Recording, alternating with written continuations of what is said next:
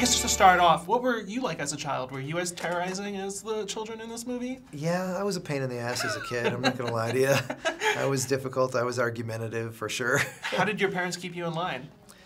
A lot of bribery and a lot of just letting me kind of go do whatever crazy things I wanted to do, I think. Mm-hmm. Did you use those tips when you adopted? No, I tried to go exactly opposite. I tried to parent my kids in the way that I would not have wanted to be parented. Mm-hmm. I don't even know what that means. How did that work then? No, I think I had really wonderful parents, and I learned a lot from them. But I also learned from some of their mistakes. There were certain things that I knew I was playing my parents, so when I became a dad, I was like, all right, I'm ahead of you guys on some of this stuff. What did you play them at? Well,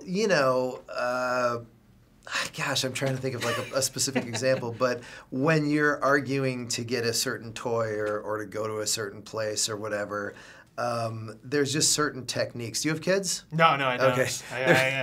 You'll find out. There are certain techniques that, kind of a go-to toolbox that I used, because I would just hammer away at my parents. So I try not to let my kids kind of like bulldoze me the way that I bulldoze my parents sometimes. No, I feel like I did the same thing to my parents. Yeah, it's good for them. How much of this film is sort of based on your own sort of real life, experiences? What is that balance? It's hard to kind of put a percentage on it, but emotionally, I feel every emotion in the movie. Story-wise, it was inspired by my own story, but also the stories of several other real adoptive families that I met, either along the way or in my research process. So virtually everything that happens in the movie you could trace back to somebody's real story, and all of the emotions that are experienced in the movie you can trace back to my own. What were those stories that you took from other families? Well, for example, there's a scene where Lizzie and where Rose Byrne's character finally makes a really deep connection with Lizzie when she's able to brush her hair. And Lizzie feels like it frightens her that somebody is getting close to her that way, and the hairbrush winds up in the toilet. And that scene was conveyed to me by a social worker who had worked with a real family that had had that exact thing happen. So we had heard so many wonderful stories to boil them all down. And I wanted to touch on as many different aspects of this story as I could. So really boiling all these stories down to 2 hours was tough.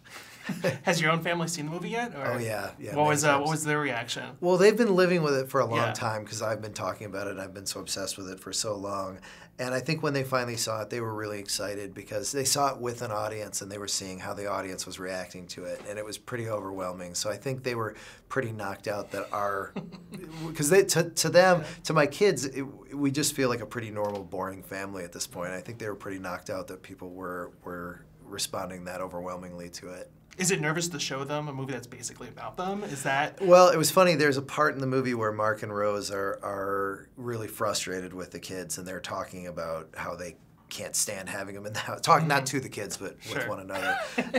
And me and my wife were watching that scene with our kids, and they said, "Did you say stuff like that about us?" And I said, "No, we said way worse stuff than that about you guys." My kids are pretty secure.